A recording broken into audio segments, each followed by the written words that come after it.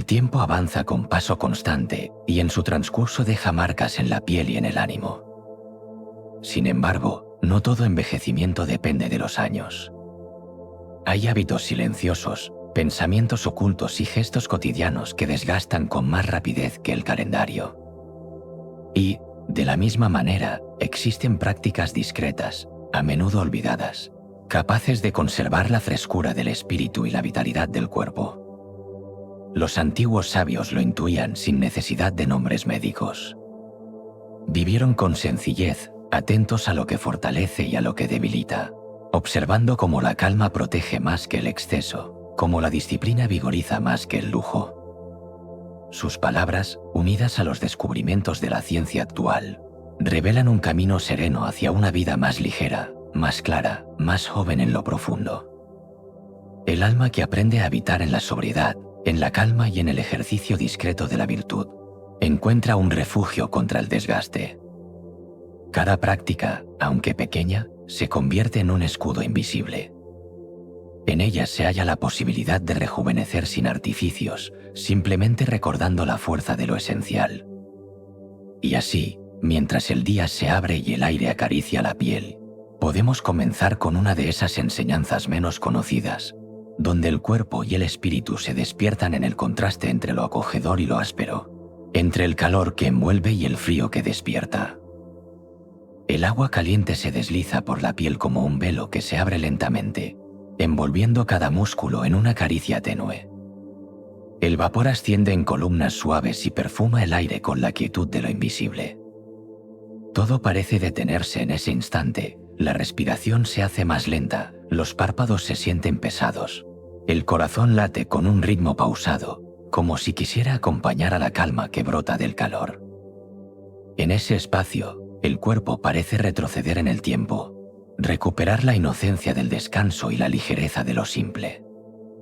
El calor, con su abrazo íntimo, invita a olvidar las tensiones del día, como si las arrugase y las dejase caer, una a una, por el desagüe. Pero de pronto, un giro en el agua convierte el instante en algo distinto. El frío cae con la brusquedad de un río de montaña. La piel se encoge, la espalda se arquea, el aire entra a los pulmones como un golpe cristalino. Todo el cuerpo se estremece y la mente busca una salida, un regreso inmediato al refugio del calor. Sin embargo, al resistir unos segundos, ocurre un cambio profundo. Los capilares despiertan, la sangre corre con más ímpetu, la respiración se vuelve firme, la conciencia se agudiza. En medio de esa incomodidad, la vida se siente más viva. Epicteto conocía este lenguaje del cuerpo. No necesitaba nombrarlo con términos científicos, porque lo vivió como disciplina. Su pierna rota no le apartó del camino, al contrario, lo empujó a entrenar en cada instante la fortaleza interior. Para él, el alma debía aprender a no temer al dolor ni a entregarse ciegamente al placer. Lo que hoy llamamos adversidad voluntaria era para él una práctica cotidiana. Dormir en un lecho duro, vestir con ropas ásperas, exponerse a la incomodidad elegida para recordar que el hombre no depende de la suavidad de las cosas. El frío y el calor, como símbolos y como experiencias reales, son recordatorios de que nada externo puede doblegar a quien aprende a habitar en cualquier clima con calma. La ciencia moderna ha confirmado lo que los antiguos intuían. Habla de hormesis, de proteínas de choque térmico, de células que se reparan cuando atraviesan un breve temblor. Descubrieron que el contraste, lejos de dañar, despierta mecanismos de defensa que rejuvenecen los tejidos. El agua fría activa la circulación, fortalece el corazón, estimula el sistema inmune. El calor relaja, suaviza la tensión muscular, abre caminos de descanso profundo. Juntos forman un ciclo en el que el organismo se afila, como la espada que se sumerge al rojo vivo en agua helada para adquirir fuerza y flexibilidad. Este gesto sencillo, accesible para cualquiera, contiene una lección que va más allá del cuerpo. No se trata de buscar hazañas extremas ni de imitar a los ascetas que soportaban inviernos enteros al aire libre. Basta con unos segundos bajo el agua fría después de una ducha tibia, o con dejar que el viento helado roce el rostro tras salir de una habitación cálida. Es el pequeño acto de permanecer, de no huir ante lo incómodo, lo que entrena la voluntad y recuerda a la mente que puede soportar más de lo que imagina. El contraste térmico enseña que la juventud no es solo un asunto de arrugas o de fuerza física, sino de plasticidad, de capacidad de adaptarse. Así como la piel responde, también el alma se renueva cuando entiende que puede habitar en lo áspero sin perder serenidad. Al aceptar el choque entre calor y frío, se fortalece un principio estoico. No eres esclavo de las circunstancias, eres dueño de tu respuesta. Imagina la escena, el vapor que sube como un incienso ligero, la gota fría que cae como cristal líquido, la respiración que primero tiembla y luego se afirma. En esa danza de opuestos, el tiempo se suspende y algo dentro rejuvenece. El cuerpo se siente más despierto, la mente más despejada, el ánimo más ligero. Lo que parecía un castigo se revela como un despertar. Epicteto habría dicho que la libertad se encuentra allí donde dejamos de depender de lo agradable. Y en ese espacio, el contraste deja de ser incomodidad para convertirse en maestro. Así, en el filo entre la calidez que envuelve y el frío que despierta, se abre una puerta a la vitalidad. El calor enseña a soltar, el frío recuerda la fuerza. Juntos, ofrecen al alma la posibilidad de permanecer joven, porque la juventud no se mide en años, sino en la capacidad de renovarse frente a lo inesperado. Y mientras el cuerpo aprende en el juego de los contrastes, la mente comienza a buscar también su propio equilibrio en la penumbra, allí donde la oscuridad guarda secretos de descanso y restauración. Cuando la última lámpara se apaga y las paredes quedan envueltas en silencio, comienza un tipo de compañía distinta. La oscuridad no es solo ausencia de luz, es un manto que cubre los sentidos y les concede reposo. En su hondura no hay imágenes que distraigan, ni colores que despierten, ni movimientos que exijan atención. Hay, en cambio, una quietud profunda, como el rumor lejano de un río que fluye sin que lo miremos.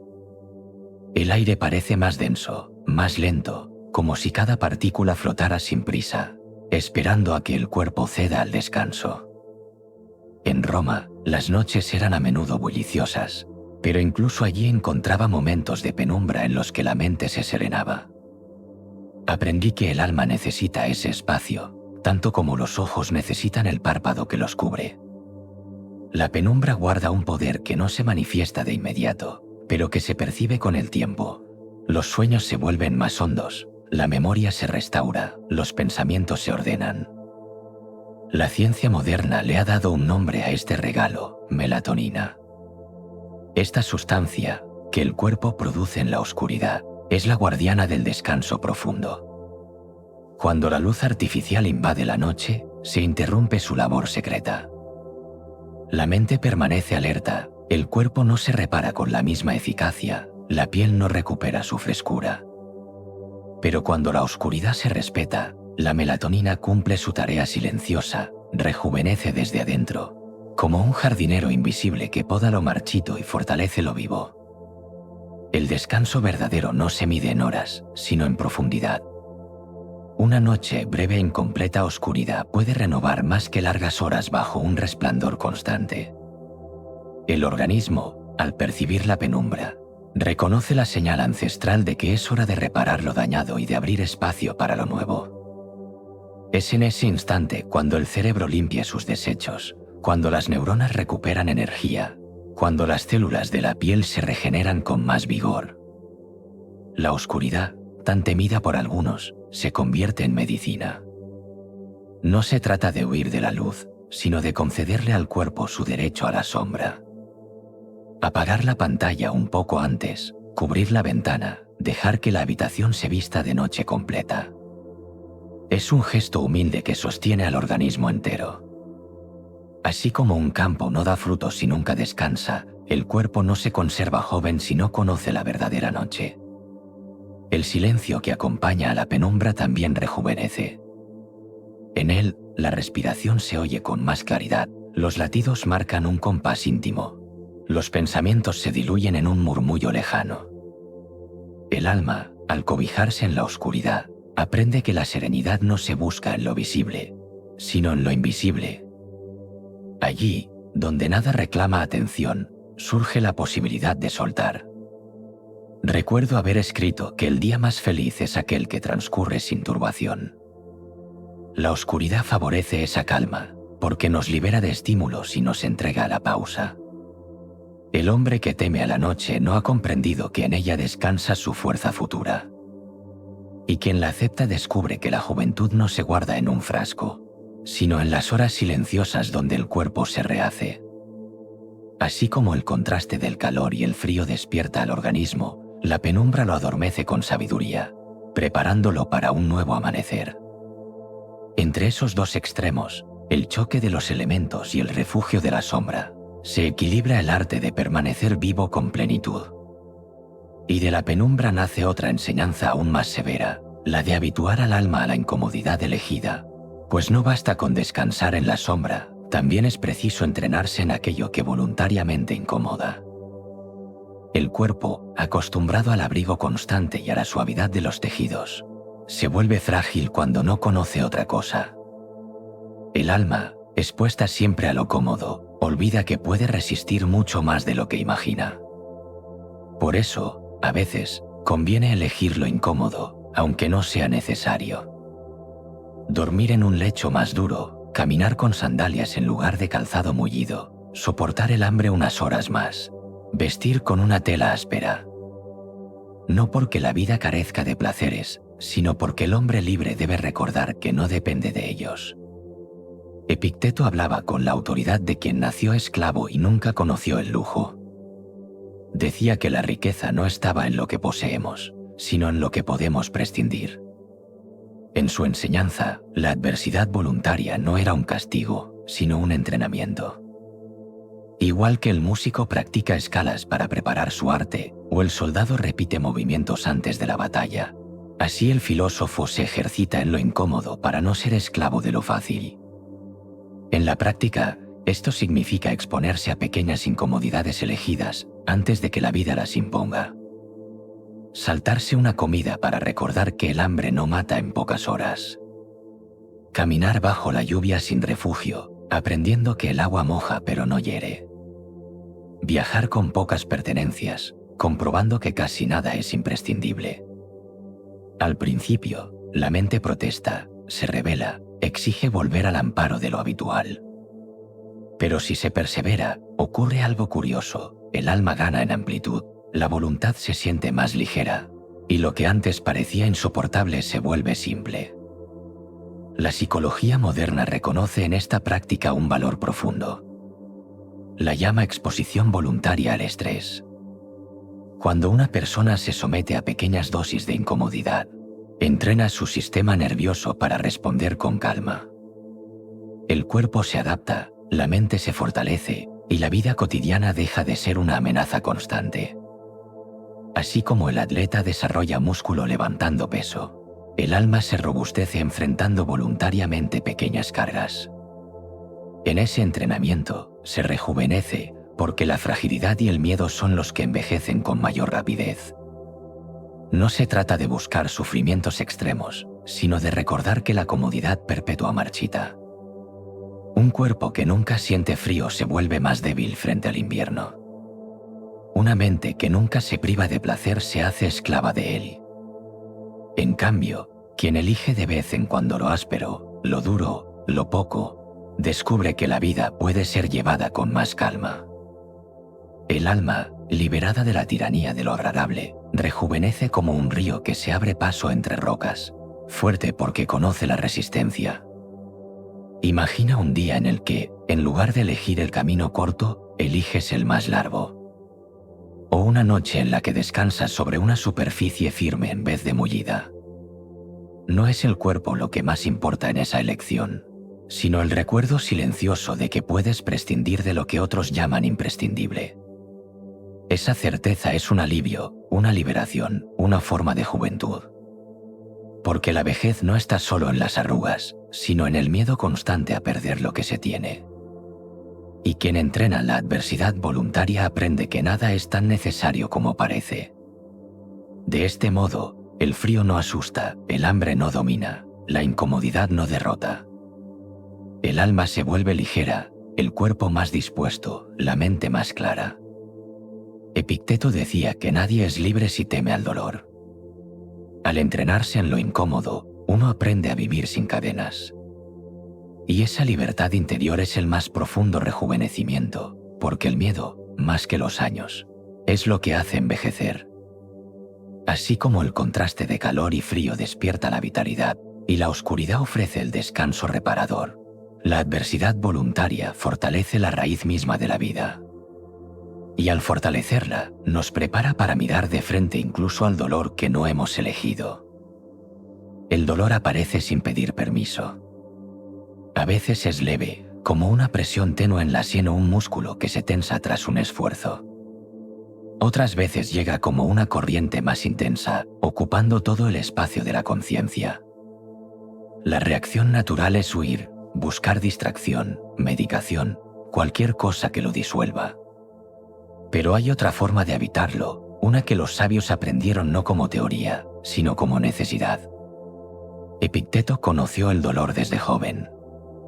Su pierna, rota por la crueldad de su amo, nunca volvió a sanar del todo. Sin embargo, lejos de hundirse en la queja, lo transformó en maestro. Su enseñanza era clara: no está en tu poder evitar todo sufrimiento, pero sí lo está decidir cómo convivir con él. El cuerpo puede doler, pero el alma no necesita gemir con cada punzada. Así, en medio de la incomodidad, descubrió una libertad que ningún hierro podía robarle. Observar el dolor con calma es como contemplar una llama. Al principio parece insoportable, un fuego que arrasa. Pero si se mantiene la mirada, se advierte que tiene un pulso, que sube y baja, que nunca permanece igual. Se convierte en algo que puede observarse, describirse, casi como si estuviera fuera de uno mismo. La psicología moderna llama a esto atención plena, sostener la experiencia sin añadir resistencia. El dolor está, pero la mente deja de multiplicarlo con pensamientos de miedo, de anticipación, de lucha inútil. Cuando se practica este mirar sereno, ocurre algo inesperado. La sensación sigue allí, pero ya no gobierna. La respiración se hace más profunda, los músculos alrededor se relajan, la ansiedad disminuye. Incluso el dolor intenso pierde su filo cuando se le contempla como parte del paisaje y no como un enemigo que hay que destruir. La neurociencia ha mostrado que quienes entrenan esta atención reducen la activación de las áreas del cerebro asociadas al sufrimiento y en cambio fortalecen las que gestionan la calma. La mente, al aprender a habitar en el dolor sin temor, rejuvenece, porque deja de desgastarse en la lucha constante. No se trata de buscarlo, ni de glorificarlo. Nadie necesita infligirse heridas para probar fortaleza. Basta con que, cuando aparezca, no se convierta en dueño absoluto. Una migraña, una punzada en la espalda, el cansancio en las piernas, en lugar de maldecir, se puede observar. Aquí está, ocupa este espacio, late de este modo. Esa mirada transforma. El dolor deja de ser una cadena y se convierte en un sonido más dentro de la sinfonía del cuerpo. Epicteto decía que no sufrimos tanto por lo que ocurre como por la opinión que tenemos de lo que ocurre. En el dolor físico esta enseñanza se vuelve palpable. Lo que más envejece no es la punzada en sí, sino la resistencia desesperada, el miedo a que dure para siempre, la convicción de que no se soporta. Cuando esas ideas se sueltan, queda solo la sensación desnuda y con ella la posibilidad de calma. Practicar la atención plena al dolor rejuvenece porque nos devuelve al presente. No al futuro temido, no al pasado comparado, sino al instante en que simplemente ocurre algo. Y en ese instante, aun con incomodidad, el alma puede descansar. No es resignación, es libertad. El dolor puede permanecer, pero ya no erosiona la mente con miedo. El cuerpo se siente más ligero, el ánimo menos oprimido, la vida menos pesada. Así, el dolor, cuando se mira con serenidad, se convierte en un recordatorio de que somos más amplios que cualquier sensación. No somos solo carne que sufre, sino también la conciencia que observa. Esa amplitud es juventud, porque lo que envejece no es el paso del tiempo, sino el estrechamiento de la mente. Y la mente que se expande, incluso en el dolor, conserva su vitalidad. Y cuando uno aprende a no huir de lo que incomoda, descubre que también puede mirar de frente a lo que aún no ha llegado. De esa mirada hacia el futuro incierto nace la práctica de imaginar, con calma, los males posibles antes de que se presenten. El día comienza y con él la corriente de los imprevistos. El hombre se levanta esperando que todo siga un curso apacible, pero el destino rara vez consulta nuestras intenciones. Una palabra ajena puede herir, un negocio puede desmoronarse, la salud puede quebrarse en un instante. Quien nunca se prepara para estas sacudidas vive con el alma siempre al borde del abismo. Pero quien se ejercita en imaginarlas, se fortalece de antemano y camina con más serenidad. Yo mismo aconsejaba a Lucilio practicar este arte de la previsión. Cada mañana, al abrir los ojos, piensa que hoy alguien te engañará, alguien te traicionará, alguien te defraudará. No como una maldición, sino como un escudo invisible. Al esperarlo, no te hiere con sorpresa. Y si no ocurre, el día se vuelve más ligero. Epicteto, en su modo austero, decía algo parecido: no esperes que las cosas sucedan como deseas, sino deséales suceder como vienen. El que vive de esta forma ya ha hecho las paces con el destino antes de que éste hable. La psicología moderna ha reconocido en esta práctica un valor similar al de la exposición controlada. Visualizar un miedo con calma, revivirlo en la imaginación, es una forma de despojarlo de veneno. La mente, al recorrer de antemano los caminos oscuros, los vuelve más familiares. La ansiedad, que envejece como pocas cosas, se reduce. El cuerpo deja de secretar las dosis excesivas de cortisol que lo marchitan. Lo que parecía amenaza se convierte en escenario previsto, y lo previsto siempre pesa menos. Imagina por un momento que has perdido lo que más valoras. No para deprimirte, sino para entrenar la aceptación. La casa, el trabajo, incluso la compañía de quienes amas. Pensarlo duele, pero al hacerlo también recuerdas lo que tienes mientras aún lo tienes. La vida, contemplada bajo esta sombra voluntaria, se llena de gratitud. Y la gratitud es un elixir que rejuvenece, porque rescata lo presente de las garras de la costumbre. Esta práctica no es pesimismo. Es, al contrario, la forma más alta de optimismo sereno, aquel que no se engaña y, aún así, encuentra paz. El pesimista se queja de lo que ocurre, el ingenuo se sorprende de lo adverso, pero el sabio se prepara y permanece en calma. Al hacerlo, conserva una juventud interior que ni las arrugas ni las desgracias pueden robarle. Recuerda que la herida que más envejece es la de la sorpresa amarga. Quien imagina de antemano la pérdida aprende a no depender de la ilusión. El golpe ya no es abismo, es solo confirmación. Y en esa confirmación, el alma permanece erguida. Así, al ejercitar la premeditatio malorum, descubrimos que el mañana no es enemigo, sino campo de entrenamiento. Cada dificultad se vuelve menos hostil cuando ya la hemos acogido en el pensamiento. Y al entrenar con lo incierto, se aligera el alma y se suaviza el miedo. La vida se vuelve más amplia, y en esa amplitud habita la frescura que llamamos juventud. Y si ya hemos entrenado la mente para lo peor, nos será más fácil apartarnos del ruido de lo innecesario, de esa multitud de voces y estímulos que debilitan tanto como la enfermedad. El alma no solo enferma por lo que come o por lo que respira, también se debilita por lo que escucha y por lo que mira. En las plazas de Roma, el murmullo de los vendedores, las discusiones de los políticos, los gritos de los actores y los rumores del pueblo formaban una corriente incesante que agotaba más que el trabajo físico. Marco Aurelio lo sabía bien, pues como emperador vivía rodeado de voces que exigían, adulaban o acusaban. En sus meditaciones escribió que debía retirarse a sí mismo, incluso en medio del tumulto, porque el ruido externo puede inflamar más que el calor del sol. Hoy el bullicio no se concentra solo en las calles. Se filtra por pantallas que nunca descansan, por notificaciones que despiertan incluso en la noche, por imágenes que cambian antes de que el ojo las comprenda. La multitud, antes reunida en el foro, ahora cabe en la palma de la mano. El resultado es el mismo: un alma fatigada, un corazón acelerado, una mente incapaz de aquietarse. Los médicos del espíritu antiguo llamaban a esto distracción, la ciencia moderna lo nombra de otro modo: inflamación social. Un estado en el que la sobreexposición a voces, noticias y estímulos activa en el cuerpo las mismas respuestas que una herida física. Se elevan las hormonas del estrés, las defensas se agotan, el envejecimiento celular se acelera.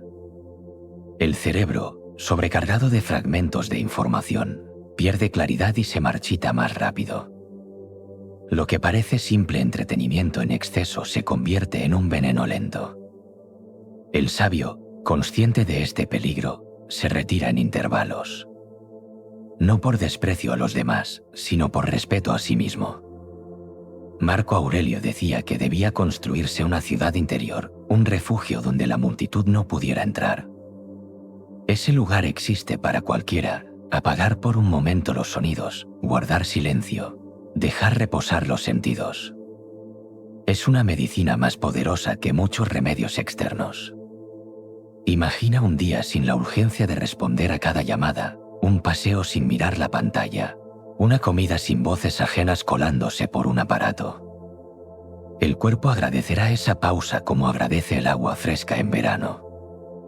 El alma se sentirá más ligera, más joven, como si hubiera dormido profundamente. La juventud no siempre se gana con cremas o ejercicios. A menudo se conserva simplemente aligerando la carga de estímulos que desgastan. Séneca advertía que no se debe perder la vida entera en conversaciones vanas. Cada palabra escuchada sin necesidad roba un poco de energía. Hoy, cada imagen que se consume sin reflexión roba también vitalidad. La verdadera riqueza es elegir qué se deja entrar en el alma. El que lo hace vive más ligero, más fresco, como si hubiera recuperado años.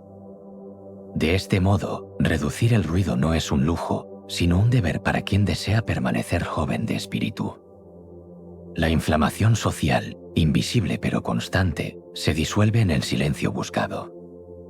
Allí, en la pausa, se enciende de nuevo la claridad. Al silenciar el bullicio, también descubrimos que conviene ayunar de aquello que no alimenta al alma, del exceso de información que nos confunde y envejece más que el paso del tiempo. El hombre no se alimenta solo de pan y de vino. También se alimenta de palabras, de imágenes, de relatos. Y como ocurre con la mesa, no todo lo que se sirve nutre. Hay banquetes que sacian pero dejan pesadez, y hay alimentos ligeros que sostienen con más fuerza que la abundancia. Así ocurre con la información. El alma, al llenarse de noticias sin descanso, se vuelve obesa de estímulos y hambrienta de sentido. Marco Aurelio escribió que conviene cuidar lo que se introduce en el pensamiento con la misma atención con la que cuidamos lo que entra en la boca. No aceptamos cualquier alimento sin mirar su estado, sin olerlo, sin probarlo con cautela. Pero dejamos pasar a la mente frases, rumores y noticias que envenenan con más rapidez que una comida en mal estado. El resultado es un alma inflamada, siempre alerta, siempre agitada, siempre envejecida por el peso de lo innecesario. La ciencia de hoy confirma lo que los sabios ya intuían. El exceso de información activa la ansiedad, deteriora la memoria, acelera el desgaste del cerebro. La avalancha de estímulos se traduce en fatiga, en insomnio, en un cuerpo que nunca descansa porque la mente nunca calla. Igual que comer demasiado acorta la vida, también la sobrealimentación informativa la desgasta. El remedio es el mismo: ayunar. El ayuno de información no significa ignorancia. Significa elegir con cuidado, retirar durante un tiempo lo superfluo, dar espacio al silencio para que lo esencial se asiente. Es apagar la pantalla durante unas horas, caminar sin auriculares, dejar que la mente mastique lo que ya ha recibido antes de buscar más. Es un ejercicio de frugalidad mental que rejuvenece porque devuelve claridad y descanso. Imagina un día en el que, en lugar de abrir 1000 ventanas al despertar, dejas que la primera luz sea la del amanecer y no la de un aparato. Imagina una tarde en la que cierras las puertas a la avalancha de mensajes y te quedas solo con el rumor del viento, o con el silencio de una habitación. Esas pausas no restan nada a la vida, al contrario, la amplían. El alma, ligera de estímulos, recupera la frescura. El cuerpo, liberado del ruido, se siente más joven. Séneca aconsejaba no gastar el tiempo en palabras vacías. Hoy podríamos decir lo mismo de las noticias efímeras, de los titulares que se olvidan en una hora, de los datos que no dejan huella. El sabio no se priva de la información necesaria, pero no se esclaviza a la corriente interminable. Su ayuno es un banquete de calma. El que ayuna de información no pierde contacto con el mundo. Lo gana con más hondura. Aprende a escuchar solo lo que sostiene, a mirar solo lo que ilumina, a leer solo lo que edifica. El resto se deja pasar como el ruido del mercado, presente, pero sin dueño sobre el alma. Ese discernimiento preserva la juventud interior, porque la confusión constante envejece más que los años. El ayuno mental es un lujo sencillo, nada se necesita comprar, solo se necesita cerrar las compuertas por un momento. Y en esa pausa, el espíritu se nutre de sí mismo, como un campo que recupera fertilidad después de descansar. Allí surge la claridad, la ligereza, la frescura que renueva. El alma, nutrida con calma, busca después espacios íntimos de expresión en la palabra escrita, donde lo que se siente puede volverse forma, y lo invisible, presencia. Hay un gesto antiguo que no ha perdido fuerza con el tiempo. Sentarse con calma, tomar una tablilla o un pergamino, y dejar que la mano dibuje palabras. La carta no es solo un mensaje al otro. Es también un espejo íntimo donde uno se mira sin adornos. Cuando escribía a Lucilio, lo hacía tanto para guiarlo como para escucharme a mí mismo. Cada frase era un modo de ordenar el alma, de dar forma a pensamientos que de otro modo permanecerían dispersos. La escritura es un acto de destilación. Los pensamientos, al fluir sin contención, suelen ser turbios, veloces, enredados. Pero al pasarlos por la tinta, se aquietan. La palabra escrita obliga a elegir, a nombrar con precisión, a sacar del caos lo esencial. Ese proceso rejuvenece la mente, porque le devuelve claridad. Igual que un río se limpia al decantar su agua, la conciencia se aclara al expresarse en frases. La psicología moderna lo llama escritura terapéutica. Ha descubierto que poner en palabras lo vivido fortalece la memoria, reduce la ansiedad y alarga la vitalidad de la mente. No es solo recordar, es también resignificar. Una herida se vuelve más ligera cuando encuentra un nombre. Una alegría se intensifica cuando queda atrapada en una línea. El acto de escribir organiza las emociones y las convierte en algo que puede contemplarse sin ser devorado. No importa si la carta llega a destino. Incluso cuando no se envía, cumple su función. Escribir a alguien ausente o a uno mismo en el futuro es un modo de dialogar con lo que somos y lo que hemos sido. Ese ejercicio de introspección refuerza el alma y la mantiene joven, porque le concede continuidad. La mente, al mirar su propio reflejo escrito, se reconoce como un hilo que no se rompe, aunque el tiempo avance. Imagina la escena, el silencio de la noche, el roce de la pluma sobre el papel, la respiración acompasada con cada palabra. Afuera, el mundo bulle con su ruido, pero en la mesa solo existe el trazo sereno de una frase. Ese instante de concentración, de recogimiento, es un refugio contra el desgaste de lo inmediato. La escritura es un pequeño retiro portátil que cabe en cualquier rincón. Séneca aconsejaba escribir no para impresionar, sino para sanar. Una carta clara, sencilla, directa, puede tener más fuerza que 1000 discursos. Porque la verdad desnuda, puesta en palabras, actúa como bálsamo. Y el bálsamo no solo cura heridas, también conserva la frescura del espíritu.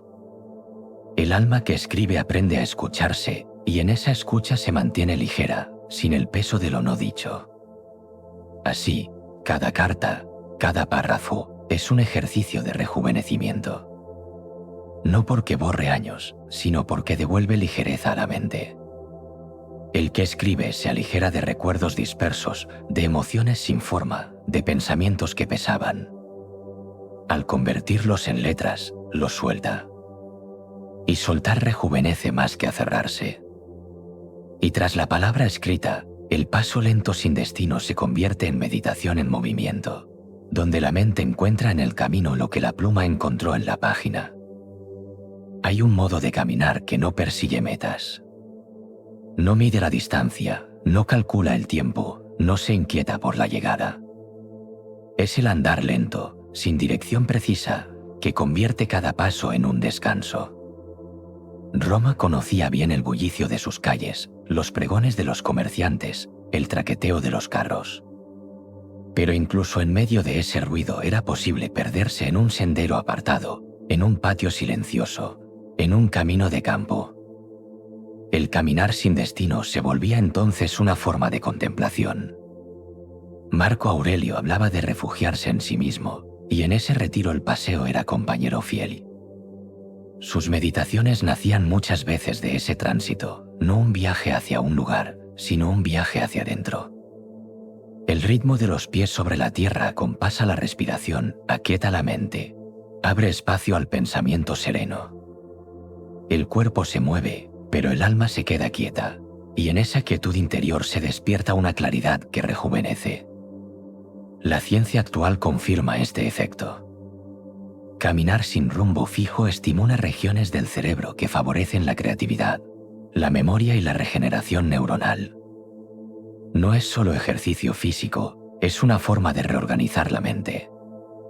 Cuando los pies siguen su curso sin prisa, el cerebro activa un modo de reposo que ordena pensamientos y emociones.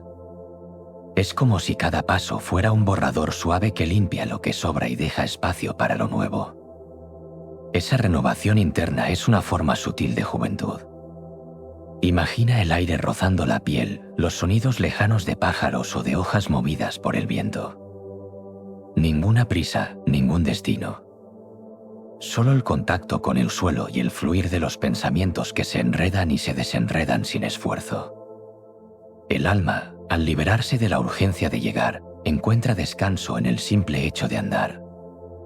La vida se experimenta en presente y el presente es siempre joven. Séneca aconsejaba la simplicidad en todo y el caminar sin rumbo es su traducción corporal. No requiere herramientas, no necesita riqueza, no depende de otros. Basta el cuerpo, el aire y el terreno. Esa autosuficiencia libera y rejuvenece porque recuerda que lo esencial está siempre a mano. El paseo errante no busca más que acompañar el tiempo con serenidad. Al final, quien camina sin meta aprende que el viaje no está en la llegada, sino en la cadencia tranquila de los pasos. Y esa cadencia, repetida día tras día, se convierte en una música silenciosa que protege de la prisa, del desgaste, de la fatiga. Allí, en esa pausa activa, el alma respira más amplia y el cuerpo se siente más ligero. En el paso errante, también el estrés encuentra otra forma de ser vivido, no como enemigo que amenaza, sino como energía que puede ser transformada en impulso vital. El fuego prueba al oro, como la dificultad prueba al hombre. Ningún metal alcanza su brillo sin pasar por el crisol, y ningún espíritu se fortalece sin el roce de la tensión. Llamamos estrés a esa presión que nos rodea en el trabajo, en las relaciones, en la incertidumbre diaria. La mayoría lo maldice como si fuera un veneno inevitable. Pero, visto con serenidad, también puede ser un maestro. Cuando llega un desafío, el cuerpo se agita, late más rápido, respira más hondo, siente el calor de la urgencia. No es solo una carga, es también una señal de que la vida está despierta. Ese impulso que acelera el corazón es el mismo que permite salvarse en una caída, resolver un problema en segundos, sostener a alguien en un instante difícil. Lo que llamamos estrés es, en esencia, energía movilizada. Puede desgastar si se le teme, pero también puede dar fuerza si se le entiende. La psicología moderna ha mostrado que la interpretación del estrés cambia sus efectos. Quien lo percibe como amenaza se marchita, su sistema inmune se debilita, sus células envejecen más rápido. Quien lo percibe como combustible, en cambio, gana resiliencia. El mismo latido acelerado ya no es miedo, es preparación. La misma respiración agitada ya no es desesperación, es oxígeno que alimenta. La diferencia está en la mirada. Yo escribí que la dificultad muestra de qué estamos hechos. La vida sin tensiones se adormece, pierde filo. Es el roce lo que pule, es la resistencia lo que fortalece. Un árbol que crece en terreno fácil desarrolla raíces débiles, mientras que el que lucha contra la roca se afirma y vive más. El alma humana se comporta igual, necesita cierta oposición para mantenerse joven. La juventud no es blandura, es flexibilidad ante lo arduo. Imagina una jornada en la que, en lugar de maldecir las presiones, las aceptas como entrenamiento. El retraso en un viaje se vuelve ocasión de paciencia. Una crítica injusta se convierte en oportunidad de templanza. Una dificultad económica despierta la inventiva. El estrés, reinterpretado, deja de ser enemigo y se convierte en artesano que moldea el carácter. Y al moldear, rejuvenece, porque renueva el espíritu con cada superación. No se trata de buscar tormentas innecesarias, sino de no huir de las que llegan. Cada ola que rompe contra la orilla erosiona, pero también pule. Así actúa el estrés sobre el alma.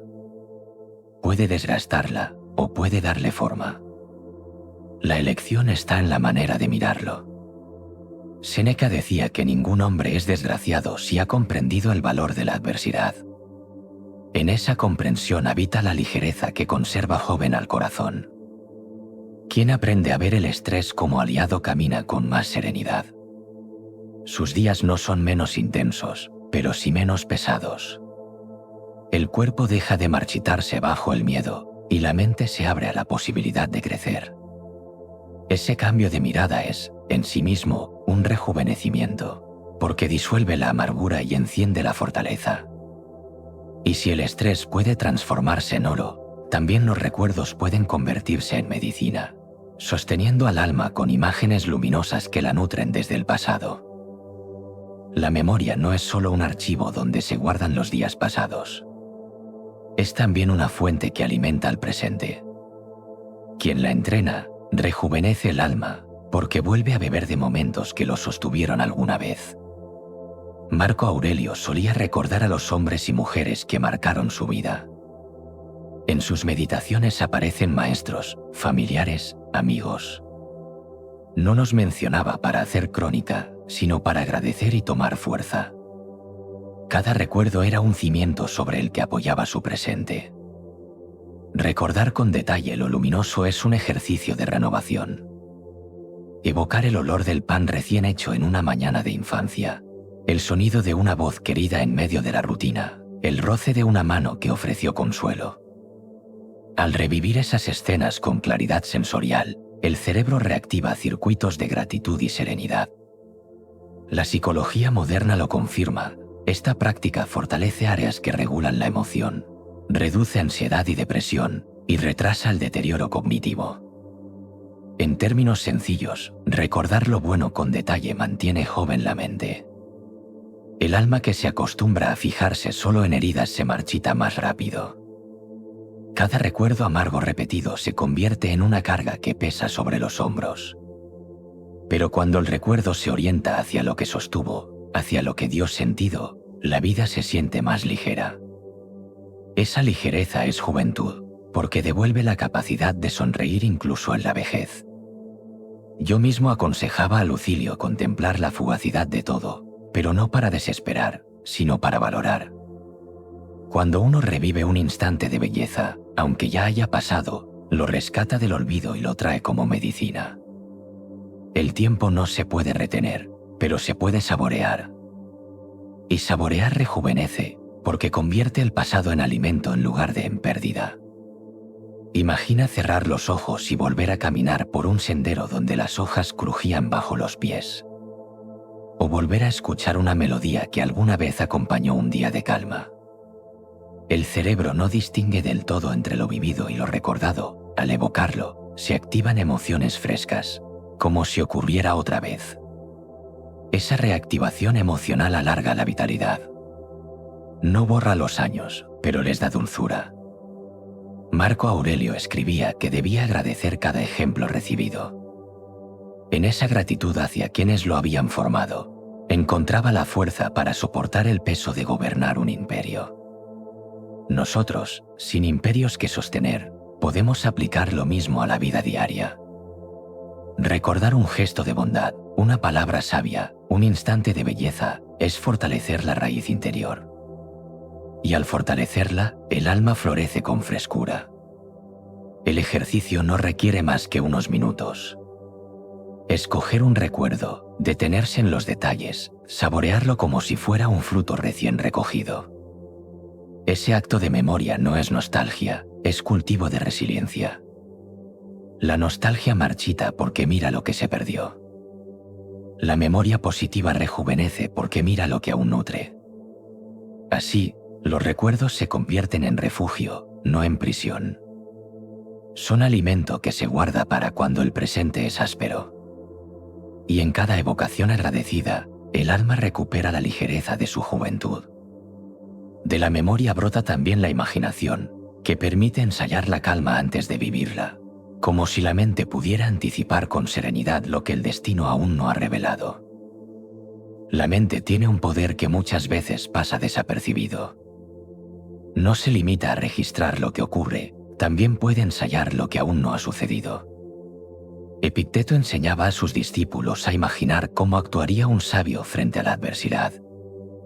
Les pedía que se vieran a sí mismos soportando la pérdida con calma, enfrentando la enfermedad con dignidad, respondiendo a la injuria con silencio.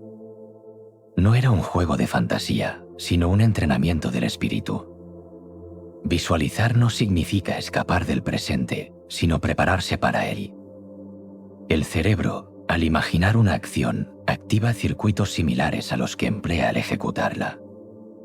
De este modo, quien ensaya mentalmente la serenidad está construyendo ya el hábito de la serenidad. La psicología moderna lo ha confirmado. Los atletas mejoran su rendimiento al visualizar cada movimiento. Los pacientes reducen su ansiedad al imaginarse actuando con calma. Los profesionales se preparan para situaciones difíciles ensayando en la mente. Lo que Epicteto proponía con sus palabras hoy se entiende como un recurso probado para fortalecer la resiliencia. Imagina cerrar los ojos y verte en una sala llena de ruido, permaneciendo tranquilo. O visualízate escuchando una crítica sin sentir el impulso de defenderte de inmediato. Esa escena repetida en la mente se convierte en huella, y la huella se transforma en reacción espontánea cuando la situación real se presenta. Así, el alma se rejuvenece, porque no llega agotada al desafío, llega entrenada. Yo mismo he practicado algo semejante al escribir mis cartas. En cada párrafo me veía enfrentando escenarios posibles, respondiendo a la fortuna con templanza. Al plasmarlo en palabras, también lo visualizaba. La imaginación, bien usada, es un laboratorio de la virtud. Y la virtud es siempre joven, porque nunca se desgasta, siempre se renueva con cada acto. La práctica de la visualización encarnada consiste en elegir un modelo interior. No una figura abstracta, sino un gesto concreto, caminar con paso firme, mantener la voz baja ante la provocación, respirar hondo antes de decidir. Cada uno de esos gestos puede repetirse en la mente hasta que se convierte en carne. El cuerpo aprende de la imagen interior y la reproduce como si fuera suya. Esa unión entre lo imaginado y lo vivido mantiene fresco al espíritu, porque le concede confianza y calma. La ciencia lo explica con términos de plasticidad neuronal. Yo lo explico con palabras más sencillas: el alma se convierte en lo que contempla. Quien contempla el miedo se vuelve temeroso. Quien contempla la serenidad la encarna. Por eso Epicteto aconsejaba verse a sí mismo como discípulo del sabio, hasta que el hábito mental se volviera hábito de vida.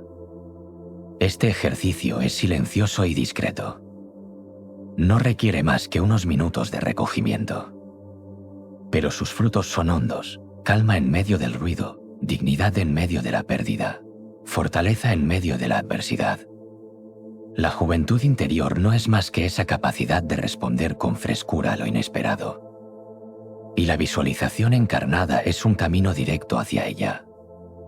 Y si aprendemos a vernos con dignidad en la mente, también debemos tratarnos con compasión en la vida real, reconociendo que incluso el sabio tropieza y merece suavidad en lugar de reproche. El hombre suele ser juez severo de sí mismo. Se reprocha los errores pasados, se exige perfección en cada gesto, se condena por debilidades inevitables. Esa dureza consume la energía vital con más rapidez que los años. Quien se castiga sin medida envejece por dentro, porque la culpa constante arruga el espíritu antes de que lo haga el tiempo en la piel. Séneca aconsejaba moderación incluso en la disciplina.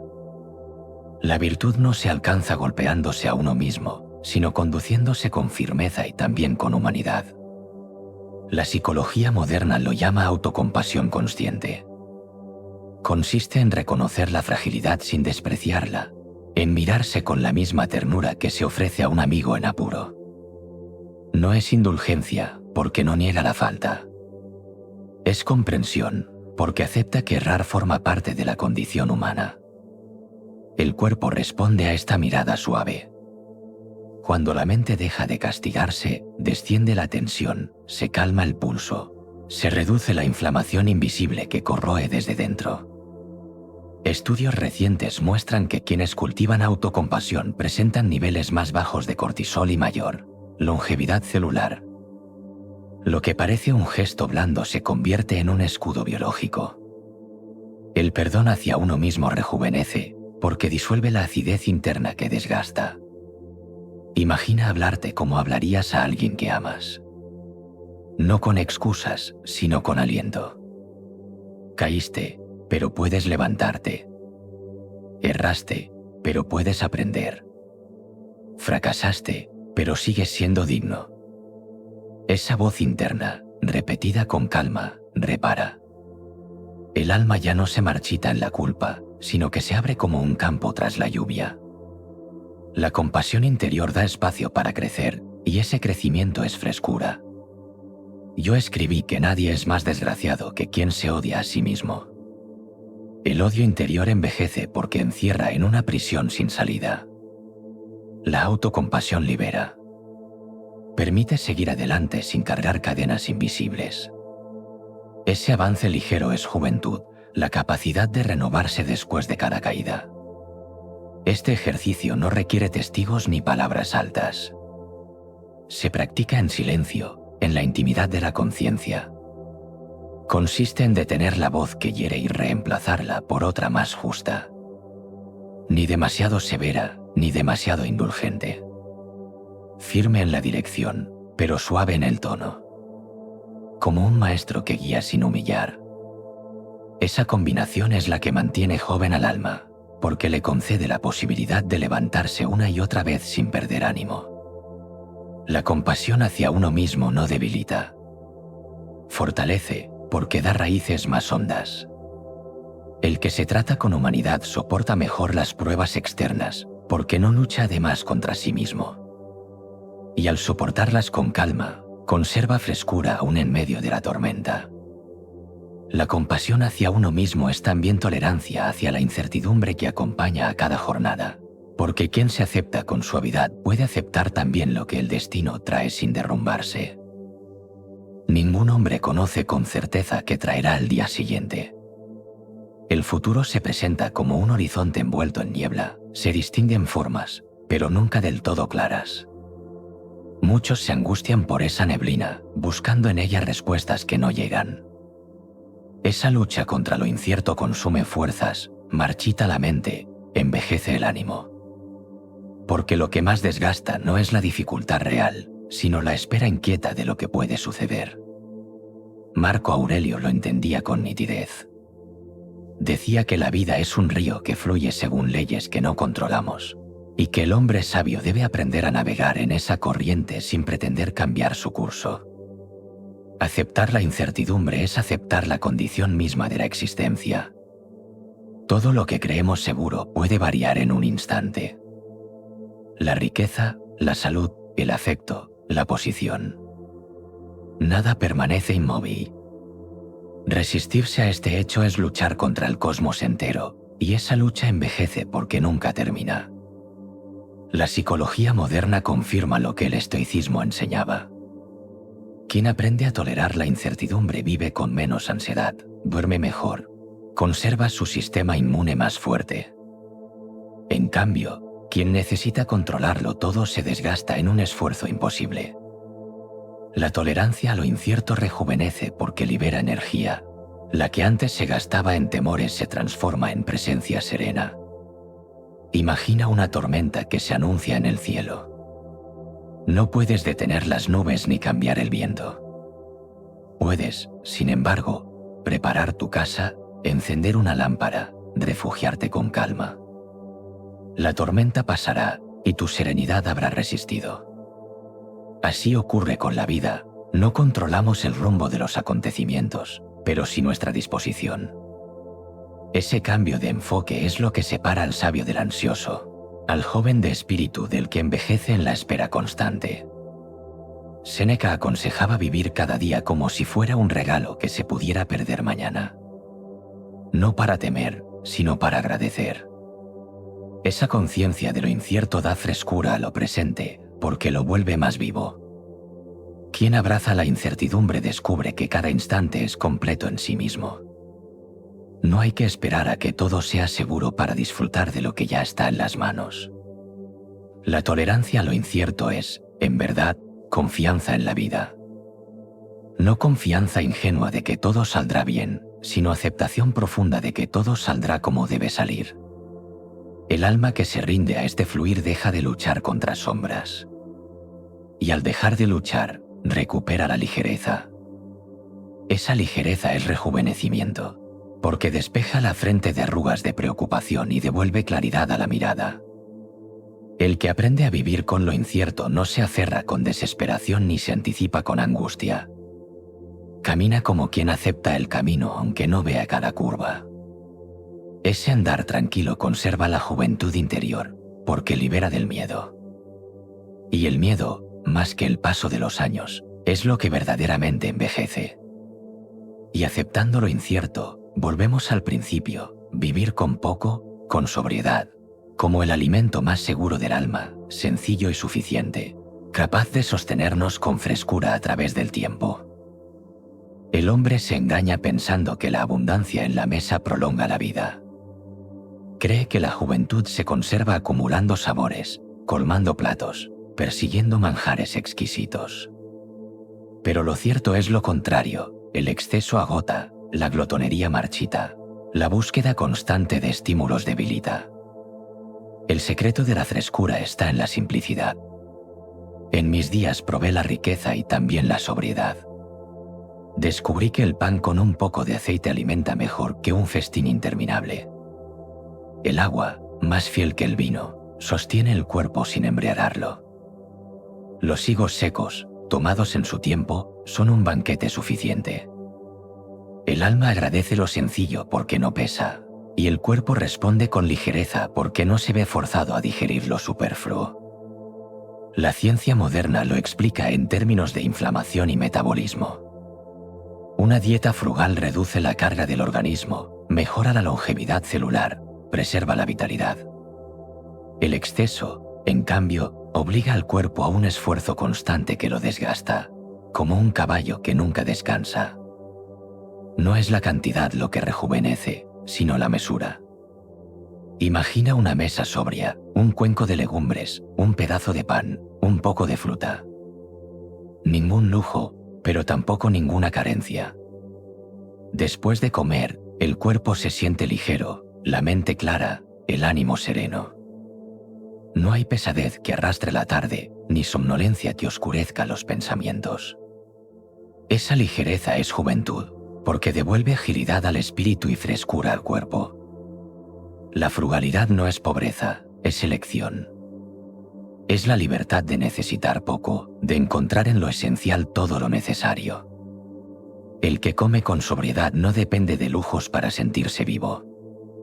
Su independencia lo fortalece, porque sabe que en cualquier lugar encontrará lo suficiente. Esa seguridad interior rejuvenece, porque disuelve la ansiedad de perder lo que en verdad nunca fue imprescindible. Yo escribí que el hombre sabio se sacia con poco, porque lo poco basta a la naturaleza. La naturaleza pide lo justo para sostenerse, es el deseo desmedido el que multiplica necesidades falsas. La juventud del alma se conserva cuando uno vuelve a ese centro, cuando se escucha al cuerpo en lugar de al capricho. El cuerpo habla con claridad, no exige más que un alimento sobrio, un descanso reparador, un ritmo constante. Practicar la frugalidad es, en realidad, practicar la gratitud. Cada bocado sencillo se disfruta más cuando se comprende que basta. El hambre se aplaca, el cuerpo se sostiene, el alma se siente libre. Y esa libertad es la forma más pura de frescura. El que no está atado a lujos puede caminar ligero, en paz consigo mismo y con el mundo. Así, la mesa sobria se convierte en escuela de serenidad. Enseña a valorar lo que se tiene, a dejar de temer la carencia, a encontrar en lo simple la plenitud. Esa plenitud discreta rejuvenece porque devuelve equilibrio. No desgasta, no abruma, no inquieta. Solo sostiene, suavemente, como un hilo invisible que prolonga la vida sin ruido. En este gesto final se resume todo lo anterior. La vida se conserva joven no con artificios, sino con prácticas sencillas, soportar lo incómodo, abrazar la oscuridad, escribir lo que pesa, caminar sin rumbo, tratarse con compasión, aceptar lo incierto y, sobre todo, vivir con sobriedad. Allí, en lo simple, se halla el secreto que une cuerpo y alma en un mismo compás sereno.